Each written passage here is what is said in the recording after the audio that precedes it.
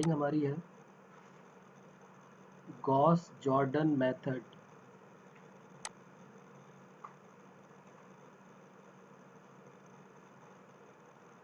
Gauss Jordan method क्या है, इसमें अभी हम थोड़ी देर में बात करेंगे इसके बारे में। इसको मैट्रिक्स मेथड भी बोलते हैं।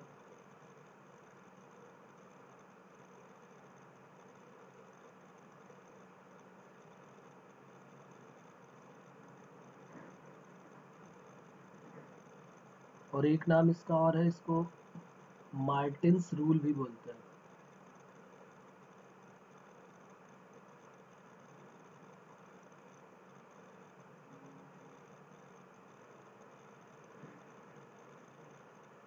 तो या तो इसको ये बोलो गॉस जॉर्डन मेथड या मैट्रिक्स मेथड, और या फिर मार्टिन्स रूल। इसमें क्या होगा, हमें 3 इक्वेशन गिवन होंगी, एक्स वाई जेड के टर्म में 3 इक्वेशन गिवन होंगी, और उन इक्वेशंस को हमें सॉल्व करके एक्स वाई जेड की वैल्यू निकालनी है मैट्रिक्स मेथड से। ठीक है, वैसे नॉर्मल मेथड से तो हमें आता ही है कि एक्स और वाई और जेड में 3 इक्वेशन हो तो उनको कैसे सॉल्व करेंगे। उसी तरीके से अब हमको मैट्रिक्स मेथड से सॉल्व करना।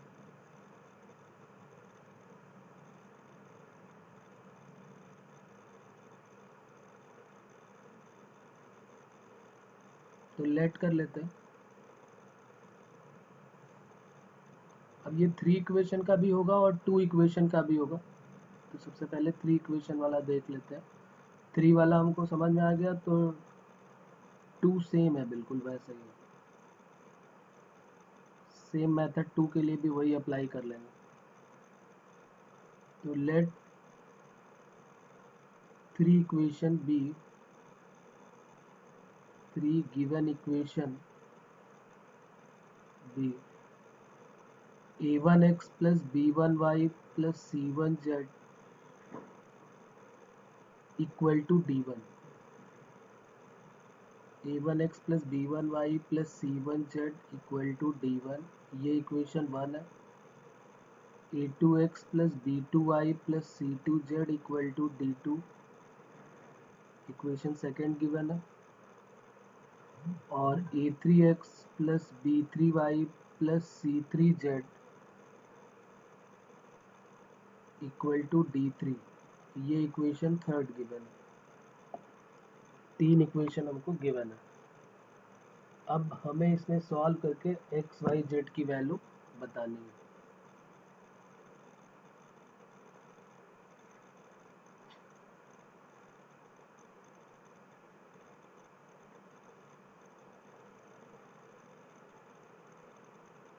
ठीक है,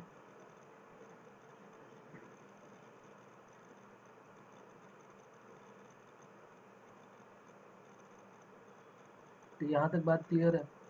अब देखो इसको कैसे सॉल्व करेंगे।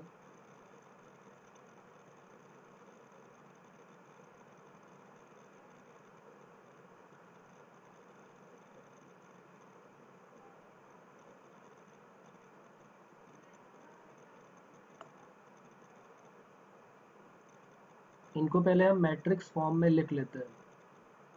मैट्रिक्स फॉर्म में कैसे लिखेंगे, सबसे पहले जितने भी कोफिशिएंट हैं, जैसे ये a1 है, b1 है, c1 है, a2 b2 और c2, a3 b3 और c3, इनको एक मैट्रिक्स में लिख लेंगे इस टाइप से। तो क्या आ जाएगा, a1 b1 c1, a2 b2 c2 और a3 b3 और c3। दूसरा यहाँ पर जो है वो एक्स वाई जेड आ जाएगा, और यहाँ पर जो है वो कांस्टेंट आ जाएगा d1 d2 और d3। ठीक है, तो देखो ये कैसे आया, यहाँ से ये कैसे बना उसके बारे में बात करते हैं। ये 3/3 का है, ये 3/1 का है, और ये भी 3/1। तो देखो अगर हम रो बाई कॉलम मल्टीप्लाई करें, रो बाई कॉलम मल्टीप्लाई करो तो a1x plus b1y plus c1z और इक्वल टू क्या बन जाएगा d1। तो देखो पहली इक्वेशन वही तो बन रही है। तो इसको जो है वो मैट्रिक्स मेथड में लिखने का एक तरीका होगा कि इस टाइप से हम किसी भी 3 इक्वेशन या 2 इक्वेशन वाली होंगी तो हम इस टाइप से इसको लिख सकते हैं। बात क्लियर हो रही? तो इसको अब हम क्या नाम देंगे, इसको बोलेंगे कैपिटल ए है ये, इसका नाम हमने रख लिया ए, इसका नाम रख लिया एक्स कैपिटल एक्स और इसका नाम रख लिया बी। ये तीनों हमने लेट कर लिया। ax equal to B. अब यहीं पर हमने मल्टीप्लाई कर दिया इसमें एडजॉइंट ए का, मल्टीप्लाइड बाई एडजॉइंट ए। जैसे ही एडजॉइंट ए का मल्टीप्लाई किया तो क्या बन जाएगा, adjoint A into A X equal to adjoint A into B. A into adjoint A ये हमने पढ़ा हुआ है, प्रॉपर्टी नंबर फर्स्ट है। तो ये क्या बन जाएगा, determinant of A into I into x equal to adjoint A और इंटू बी।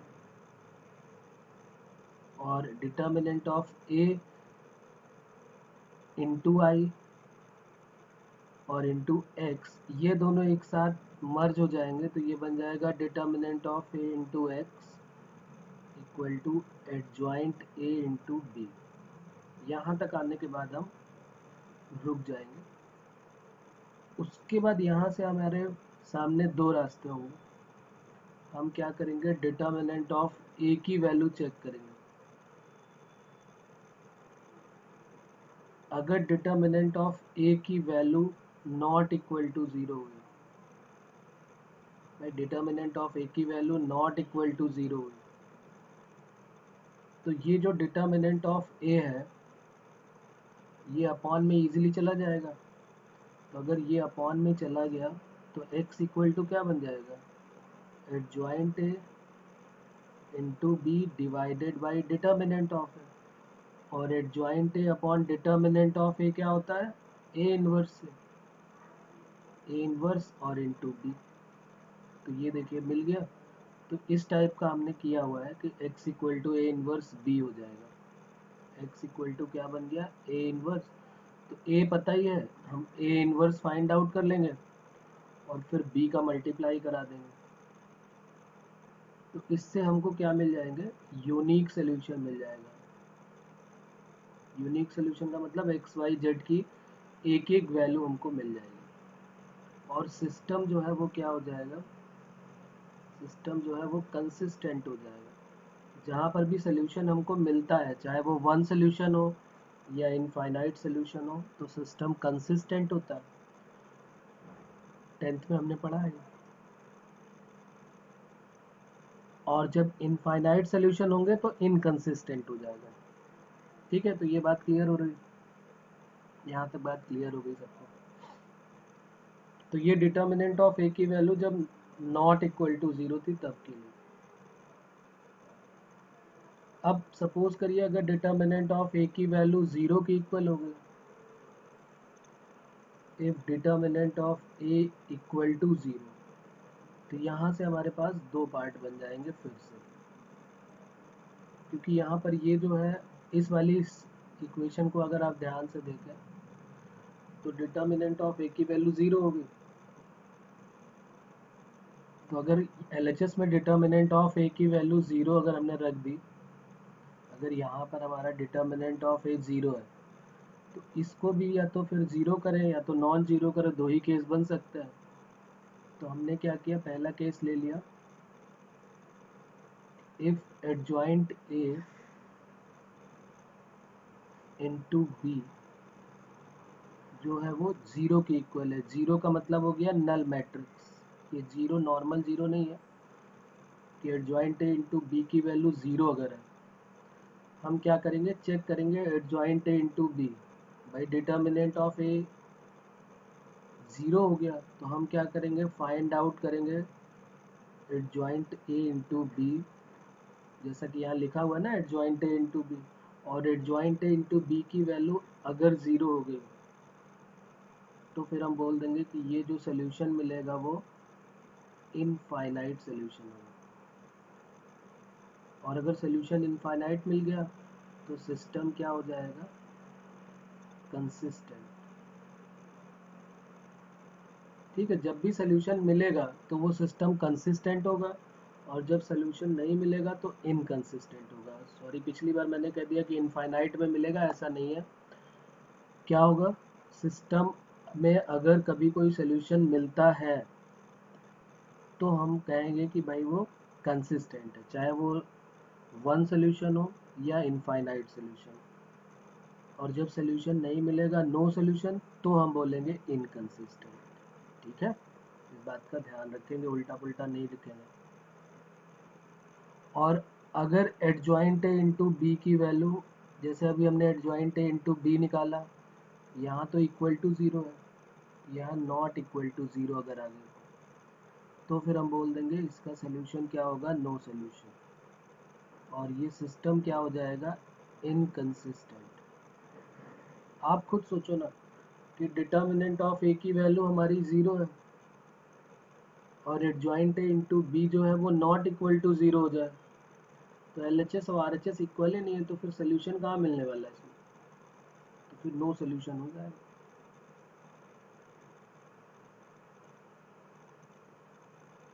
कोई प्रॉब्लम इसमें? No sir. ओके, अब इसी में अगर हम देखें ध्यान से थोड़ा सा, तो इसमें भी दो केसेस फिर बन जाते हैं। वैसे यहाँ तक आएंगे नहीं, बहुत रेयर केस में यहाँ तक पहुँचेंगे, क्योंकि वहीं से हमारा यूनिक सोल्यूशन से ही हमारा आंसर आ जाएगा।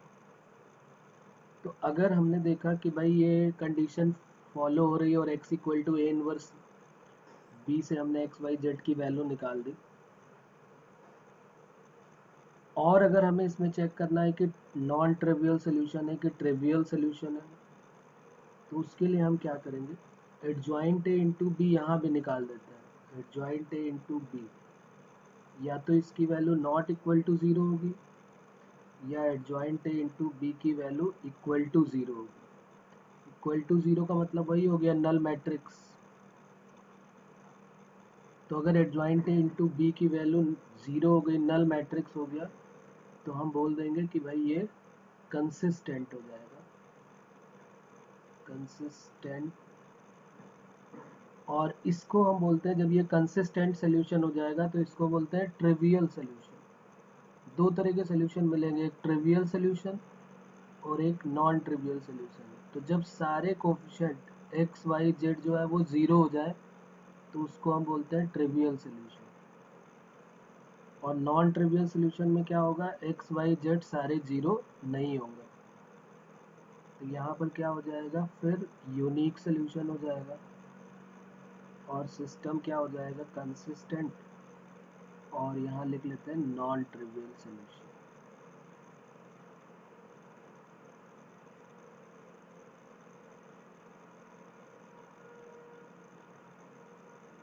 ठीक है, कंसिस्टेंट और इनकंसिस्टेंट का मतलब समझ में आ गया आपको। कंसिस्टेंट का मतलब है, चाहो तो मैं यहाँ पर लिख भी देता हूँ,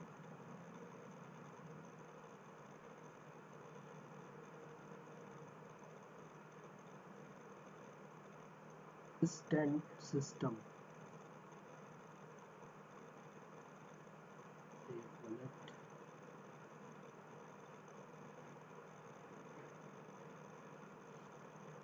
कंसिस्टेंट सिस्टम में लिख लेंगे, if the system of equation has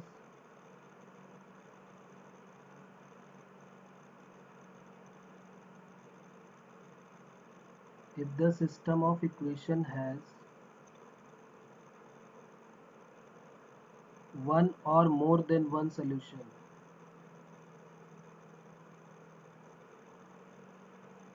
more than one मतलब इनफाइनाइट सोल्यूशन, या 2 3 4 जो भी कह दो, then it is said to be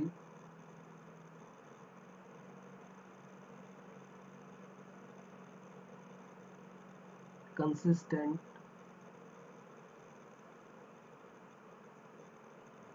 system.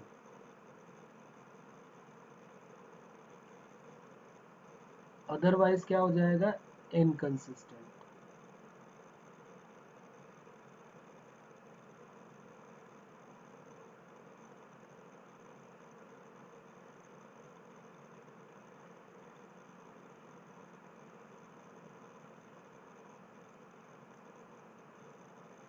ठीक है, यहाँ तक बात क्लियर हो रही है? तो इस तरीके से हम सॉल्व करेंगे क्वेश्चंस को। चलिए फिर आगे बढ़ते देखते हैं। क्वेश्चन नंबर फर्स्ट लिखते हैं। यहाँ तक किसी को कोई प्रॉब्लम है? ये जितनी बातें हुई अभी हमारी यहाँ से यहाँ तक? No, sir. ओके, क्वेश्चन लिखते हैं। Question number first,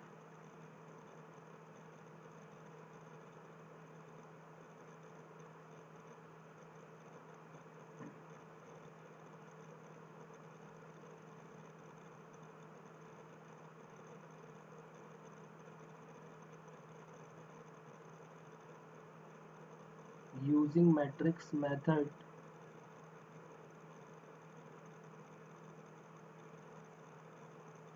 solve the equation।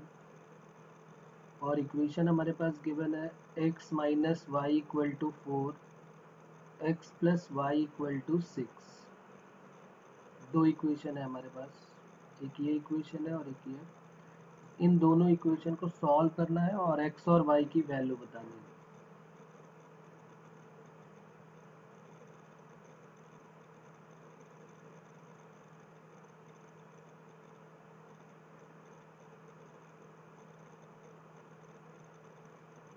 कैसे सॉल्व करेंगे देखते हैं। एक पूरा क्वेश्चन में सॉल्व करके दिखाता हूँ आपको।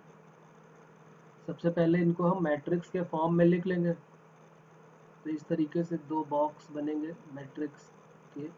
ये बन गया, ऐसे लिखते हैं ना, ए एक्स इक्वल टू बी। तो यहाँ पर कांस्टेंट आ जाएंगे। तो यहाँ पर x और y के कोफिशिएंट यानी 1 माइनस 1, 1 और 1। यहाँ पर x और y, और यहाँ पर कांस्टेंट 4 और 6। अब इसके बाद क्या करोगे, सबसे पहले डिटर्मिनेंट ऑफ ए चेक कर लेते हैं। तो डिटर्मिनेंट ऑफ ए क्या हो जाएगा, 1 into 1 minus of minus 1 into 1।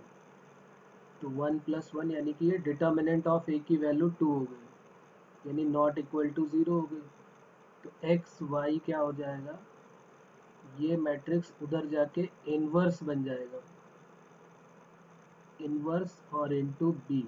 और बी की वैल्यू तो है ही है 4 और 6। अब हमारा मेन मोटो क्या होगा, इसका इनवर्स फाइंड आउट करना। ये जो मैट्रिक्स है ए इनवर्स, इसका मैट्रिक्स ए का इनवर्स फाइंड आउट करना। तो इसका तो डायरेक्ट मेथड भी बताया गया है कि इसका इनवर्स कैसे निकालते हैं। तो अभी तो मैं वो डायरेक्ट ही यूज़ कर लेता हूँ। वैसे सबको आइडिया तो है ही है कैसे करते हैं। प्रिंसिपल की पोजीशन चेंज करेंगे तो 1 और 1 ही रहेगा, और सेकेंडरी का साइन चेंज कर देते हैं तो -1 और 1 हो जाएगा। प्रिंसिपल की पोजीशन चेंज कर दिया और सेकेंडरी का साइन चेंज कर दिया।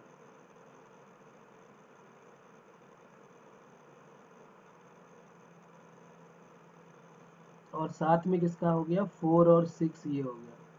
तो रो बाई कॉलम मल्टीप्लाई कर लेते हैं।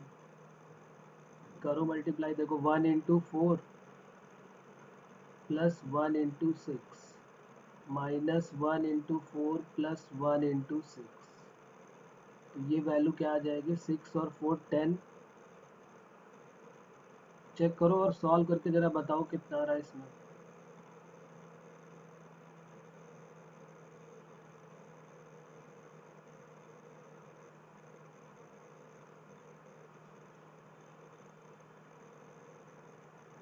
Sir, 10 or 2? हाँ तो देखो 10 और 2 से कुछ बनेगा क्या इसमें कुछ। अच्छा, इन्वर्स निकालने के लिए यहाँ पर अभी जो हमने ये इन्वर्स निकाला है ये सही है कि इसमें कुछ कमी है अभी और? अभी तो ये हमने केवल एडजॉइंट निकाला है ना, इसका ये एडजॉइंट है। ए इन्वर्स का फॉर्मूला क्या होता है? Yes adjoint sir, A upon determinant of A. Mod determinant of A. तो 2 से और डिवाइड करना पड़ेगा, तो ये 1/2 हो गया, यहाँ 10 हो गया और यहाँ पर 2 आ गया। तो 2 से डिवाइड कर दिया तो 5 और 1, तो x, 5 1। तो x की वैल्यू आ गई 5 और y की वैल्यू आ गई 1। और हम चाहे तो अपना आंसर अपनी इक्वेशन जो गिवन है वहाँ पर रख के चेक कर सकते हैं। जैसे हमारे पास इक्वेशन है x minus y equal to 4 और x plus y equal to 6। तो चेक करके देख लेते हैं, 5 माइनस 1 4 करेक्ट है और 5 प्लस 1 6 ये भी करेक्ट है। तो ये हमारा वेरिफिकेशन हो गया। ठीक है, ये क्वेश्चन का पार्ट नहीं है, हमने वेरीफाई कर लिया। तो आंसर हमारा यही हो गया। तो बहुत इजी सा पार्ट है, बस 2/2 के लिए जैसे है वैसे ही सेम 3/3 के लिए भी है। एक्स वाई जेड तीनों निकल आए, तीनों इक्वेशन में सेटिस्फाई करा के जरूर हमें चेक कर लेना चाहिए कि गलत है कि सही है हमारा।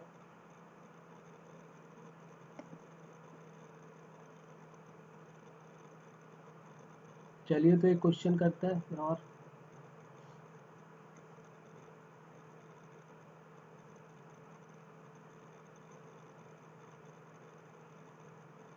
इक्वेशन है x plus y equal to 3, x plus y equal to 3,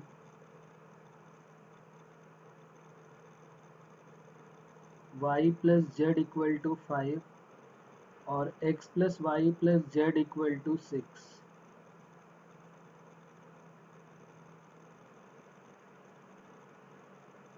ये 3 इक्वेशन है, इनको सेम इसी मेथड से सॉल्व करना है। तो आप सॉल्व करें और फिर बताएं answer.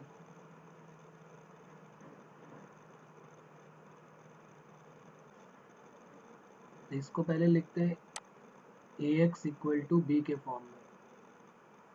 A X equal to B, ए जो है वो आ जाएगा 1 1 0 0 1 1 1 1 और 1, ये ए का कोफिशिएंट हो गया। और एक्स वाई और जेड ये हो गया, और कांस्टेंट है वो 3 5 और 6। अब सबसे पहले determinant of A find out कर लेते हैं। तो हमने लिया +1, तो 1 के नीचे और साइड का गया तो 1 माइनस 1 0, फिर -1 लिया तो 0 माइनस 1,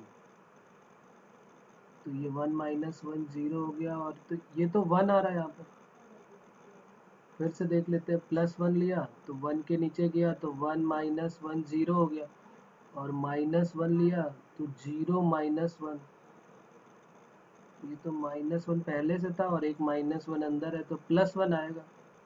अच्छा, तो हाँ हाँ सर। डिटर्मिनेंट ऑफ ए की वैल्यू 1 आ गई। चलिए एक बात तो ये क्लियर हो गई। अब उसके बाद इसका जो है एडजॉइंट निकालते हैं। एडजॉइंट के लिए मैंने शॉर्टकट बताया हुआ है, लेकिन वो बोर्ड में अप्लाई नहीं करेंगे, बार बार मना कर चुका हूँ। ठीक है, बोर्ड में अप्लाई वो नहीं करता है, क्योंकि ये बोर्ड का क्वेश्चन है। इस टाइप के क्वेश्चन बोर्ड में पूछे जाते हैं, तो अभी हम इसको नॉर्मल मेथड से ही करते हैं। तो को फैक्टर निकाल लेते हैं। को फैक्टर ऑफ A11 यानी कि 1। तो 1 का को फैक्टर प्लस साइन के साथ क्या आ जाएगा? 1 1 1 और 1, तो ये 0 हो गया।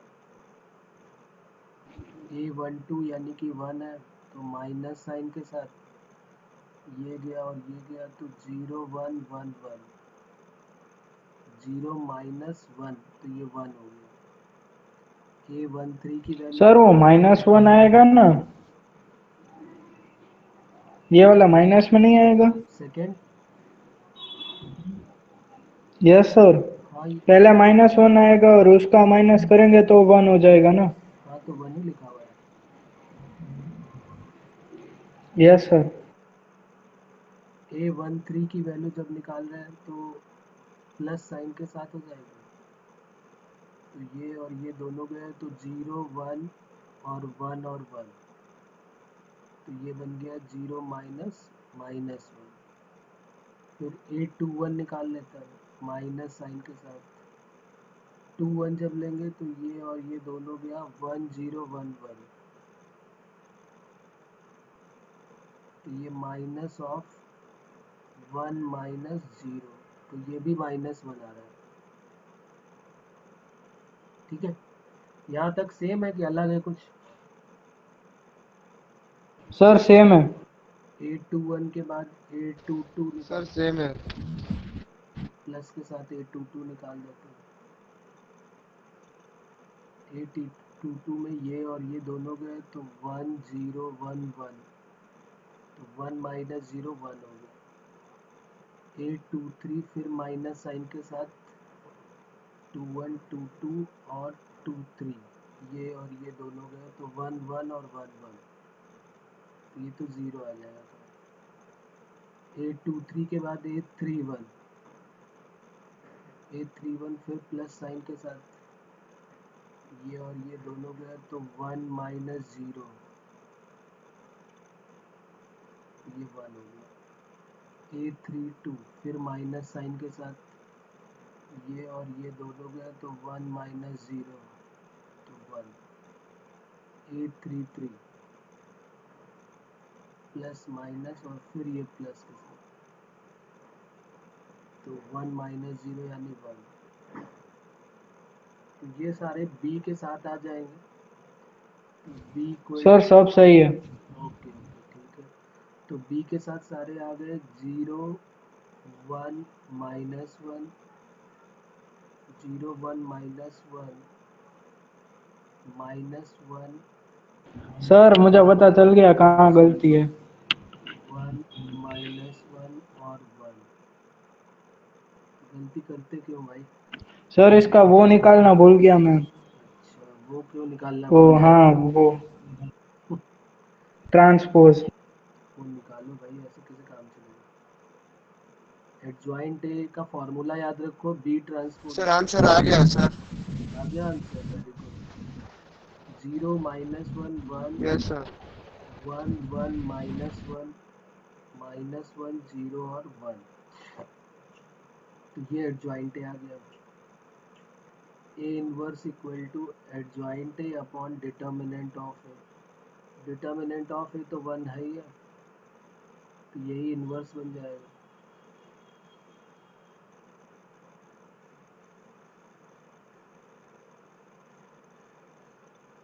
और ये जो ए इनवर्स आया है इसको ऊपर पुट कर देंगे, आंसर आ जाएगा। यहाँ पे लिखा हुआ है ना x equal to A inverse into B, A inverse की वैल्यू ये आ गई है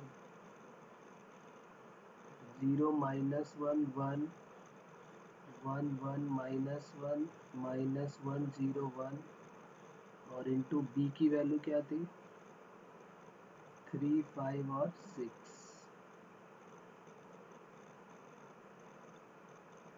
बस अब हमें आंसर और अपना वेरीफाई कर लेना है। तो 0 इंटू 3 0, सर 1 2 3 आ रहा है। बिल्कुल सही है। आंसर भी सही यस है। सर 1 2 3 आ रहा है। -5 प्लस 6, 3 प्लस 5 -6, -3 प्लस 0 प्लस 6, तो ये आ गया 1, ये आ गया 2 और ये आ गया 3। और ये क्या चल रहा था x y और z, तो x की वैल्यू 1, y की वैल्यू 2 और z की वैल्यू 3। अभी भी किसी को कहीं पर कोई प्रॉब्लम है तो बताएं।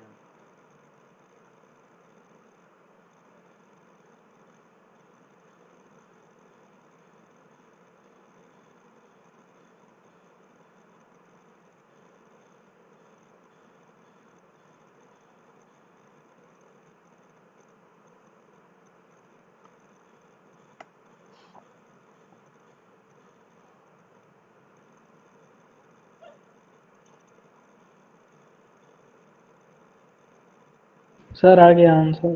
आ गया। चलिए, तो ये पूरी एक एक्सरसाइज है आपकी प्रैक्टिस के लिए, पूरी एक्सरसाइज है, उसकी आपको अच्छे से प्रैक्टिस करनी है। कई बार ये क्वेश्चन वर्ड प्रॉब्लम में भी पूछे जाते हैं, तो वर्ड प्रॉब्लम में भी एक्स वाई जेड में के टर्म में गिवन होंगे। अगर एक्स वाई जेड के टर्म में नहीं गिवन है तो हम एक्स वाई जेड लेट करके उसको सॉल्व कर लेते हैं। उसके बाद का पूरा प्रॉपर मेथड यही है।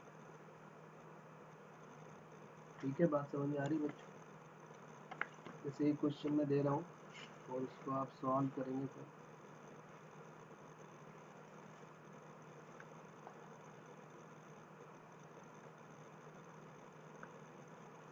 The sum of three number is 6. Write down.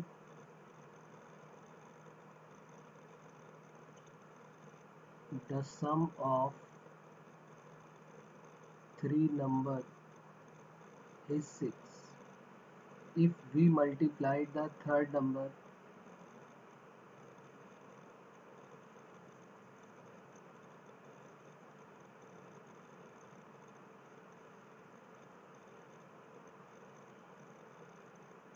by 2 and add the first number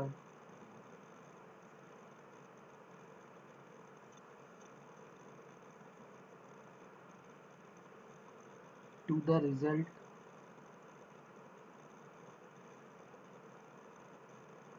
we get 7. By adding second and third number,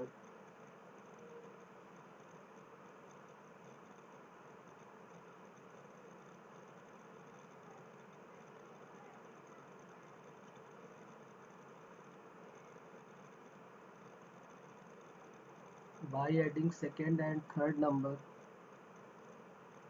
to 3 times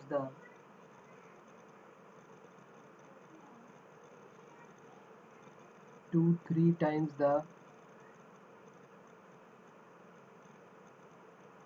first number, we get 12. Using matrix method, find the numbers.